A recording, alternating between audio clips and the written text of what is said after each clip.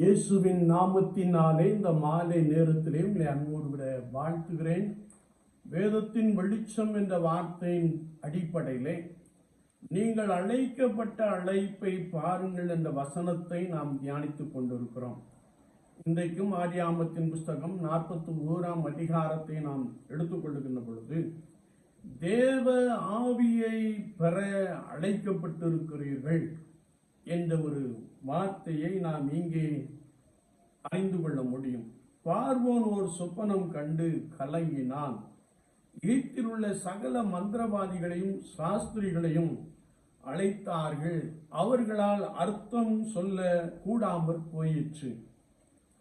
ஆனால் யோசேப்பை காவற்கூடத்திலிருந்து சிறைச்சாலையிலிருந்து அழைத்து கொண்டு வந்தார்கள். அவன் பார்வோன் கண்ட சொப்பனத்திற்கு அர்த்தம் சொன்னான்.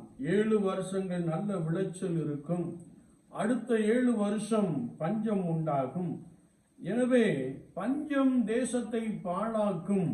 நீர் களஞ்சியங்களை கட்டி தானியத்தை சேகரித்து வைக்க வேண்டும் என்று சொன்னான். பார்வோன் யோசேப்பை பார்த்து, தேவ ஆவியை பெற்ற இந்த மனுஷனை போல் வேறொருவன் உண்டோ என்று சொல்லுகிற ஒரு வார்த்தையை நாம் வாசிக்க முடியும்.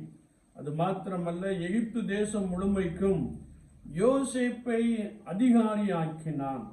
அபிஷேகம் இல்லாமல் மேன்மை இல்லை, அபிஷேகம் இல்லாமல் உயர்வு இல்லை, அபிஷேகம் இல்லாமல் ஆளுகை இல்லை.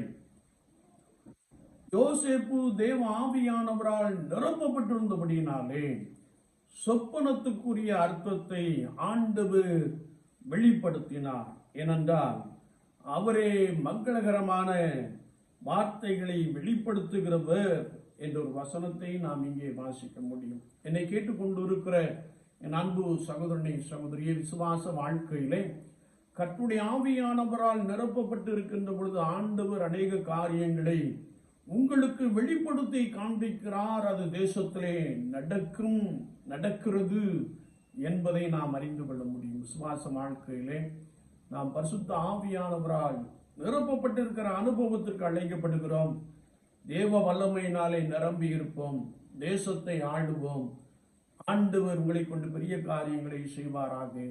ஆமீன்.